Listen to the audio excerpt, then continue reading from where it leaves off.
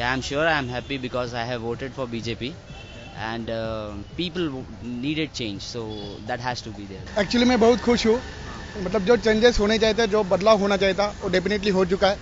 सब लोगों का मतलब सब लोग वही डिसाइड कर रहे थे कि कब 5 साल होके कंप्लीट हो गए, मतलब कांग्रेस कब कंप्लीट कर रही है. जो उनका परफॉर्मेंस है बहुत खराब परफॉर्मेंस था, उसके रीजन से अभी लोगों ने जो लीडिंग मतलब जो 284 एमपी जो चुन के दिए, वो एक गुस्सा था लोगों का कांग्रेस के खिलाफ, और वही रीजन से बीजेपी को लोगों ने चुन के दिया है. भी वो चुन का है, उसके पीछे एक ही रीजन है. एवरीबडी सबको एक पीएम चाहिए था, जो सच्चा बंदा चाहिए था, और नरेंद्र मोदी के रूप में हम लोग को सबको मिला है. एक्चुअली कांग्रेस जाने के बाद बीजेपी जो आई है, तो अभी ऐसा लग रहा है कि कुछ चेंजेस होगा. बिकॉज पेट्रोल के दर है, देन एफडीआई आने वाला है, उस पर मतलब एफडीआई रिटेल छोड़ के आएगा, देन बहुत सारी चीजें है, बहुत तो चेंजेस हो जाएगी. I'm happy with the results. I think it's a good thing that we have a single party majority for after 30 years in our country. I think in one sense Sonia Gandhi and Rahul Gandhi meant it to be like that because they really did not put in any effort to campaign.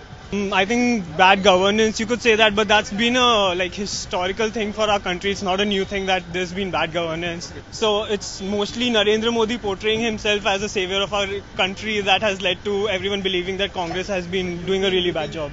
मैं नहीं, पूरा देश खुश है और पूरे देश का युवा वर्ग विशेष रूप से खुश है. देश के सामने कोई विकल्प नहीं था.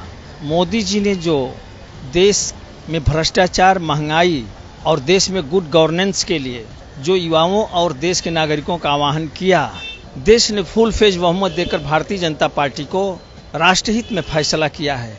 इसकी जितनी भी तारीफ की जाए वो कम है.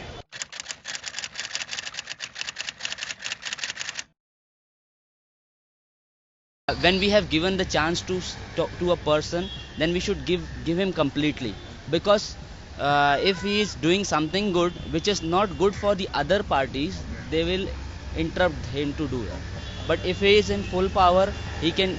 Now we have trusted Modi. See, there has to be one person whom we have to trust, and once we have trusted Modi, so it is good. I think it would be a bad thing because we do not have a consolidated opposition party. There has to be a leader of opposition which is strong to actually go head on head with Narendra Modi. I don't see anyone in our current crop of MPs that would be able to do that job. अब ये तो जो opposition में नहीं आ पाए, उनको सोचना चाहिए कि मैंने देश के साथ क्या किया है कि मैं अपोजिशन योग्य भी नहीं बचा. मुझे पूरी उम्मीद है कि मोदी साहब इस देश के लिए ऐतिहासिक फैसला लेंगे. देश 5 वर्ष में बदलता हुआ नजर आएगा. नहीं केवल विकास के सवाल पर, बल्कि भारत की सीमाएं चिल्ला चिल्ला कर कहेंगी दुनिया में मेरा कोई सानी नहीं है. देश के करोड़ों जनता, चाहे देश में हो या विदेश में हो, और राष्ट्र की सुरक्षा के सवाल पर इस समय पूर्ण रूप से संतुष्ट हैं. According to me, I think Modi government will do good work for the common citizen. Since when the Congress government was going on, the prices were increasing day by day.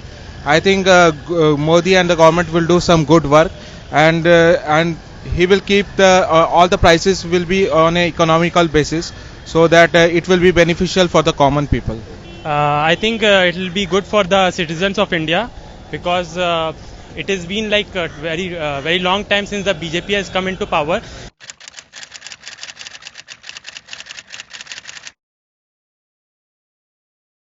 See, I cannot say anything because I don't know much about Modi, but I know he has done far better things in Gujarat. So that was one thing which was insisting me to go for Modi for the change.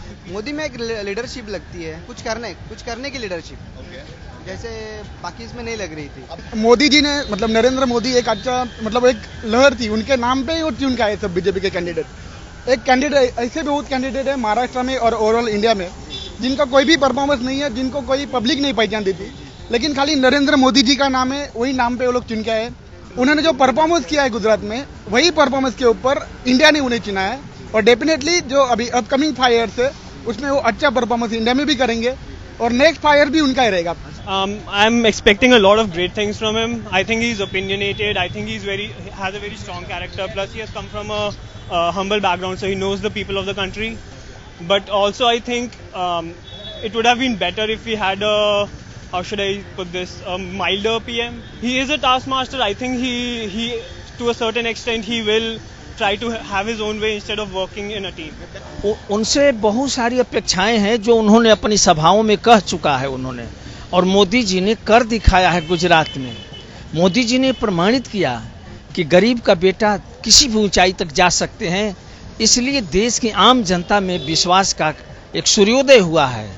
हम उस सूर्योदय को सलाम करते हैं। As far as he is doing good job for the country, I think no strong opposition will come, and even if they come, they will not do anything.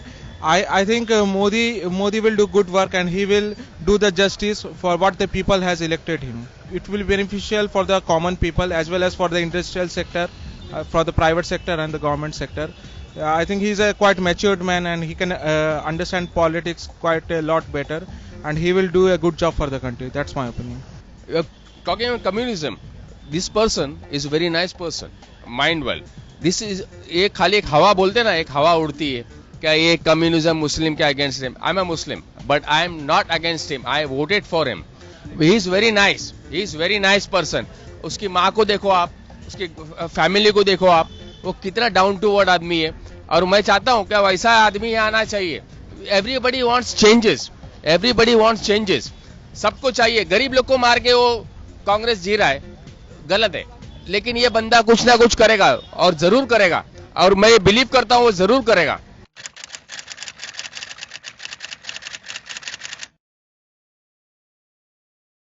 The first thing is inflation. People are tired of price hike and all that. So first is inflation. Then obviously scams and the politicians involved in all those Kalmadi and all the other people who are involved in a lot of such things, like obstructs us to not to go in their favor.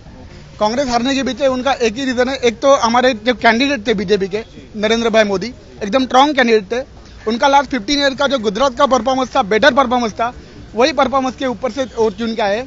और जो fraud किया, जो भी fraud रहे, जो भी आप लोग ने देखा रहेगा, ए राजा का फ्रॉड था, कोयला घोटाले का फ्रॉड था, जो कलमाड़ी जी ने जो फ्रॉड किया था, अभी तो शायद वो कोर्ट में रहेगा, मुझे भी इतना इसका आइडिया नहीं है. लेकिन जो लोगों ने बताया, जो लोगों तक पहुंचाया मीडिया वालों ने, वो रीजन से मुझे लगता है कि वो फ्रॉड का रीजन बहुत बड़ा है. जो भी काम उन्होंने किया, ऐसा नहीं कि उन्होंने कुछ काम नहीं किया, काम किया, लेकिन उससे बहुत, अगर आप लोग देखेंगे तो उससे बड़े फ्रॉड है उनके.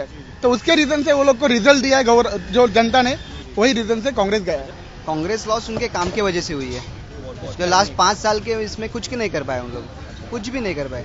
जो नॉर्मल नेता वो सब कर दे, उन्होंने एक्स्ट्रा ऑर्डिनरी कुछ नहीं किया, कुछ भी नहीं किया. कांग्रेस इतने दिन क्यों चली, मुझको तो ये लगता है कांग्रेस के जमाने में देश में करोड़ों युवा बेकार हैं. करोड़ों लोग नौजवान महानगरों का चक्कर काटते हैं रोटी रोजी के लिए. उनका फ्यूचर अनिश्चित है. देश के किसान आत्महत्या कर रहे थे. देश की सीमाएं सुरक्षित थी. आतंकवादियों का अड्डा बना हुआ था. आपने देखा, या आपके तो इस महानगर में नरीमन पॉइंट और ताज होटल की घटना क्या कम है. सरकार आतंकवादियों के लिए स्पेशल जेल में स्वागत व्यवस्था रखी थी. रोज देश में घुसपैठ हो रहा था, कभी चीन आ रहा था, कभी पाकिस्तान आता है. हर समस्या का समाधान मोदी है. मोदी पूरी समस्या का माकूल उत्तर दुनिया को मिल चुका है.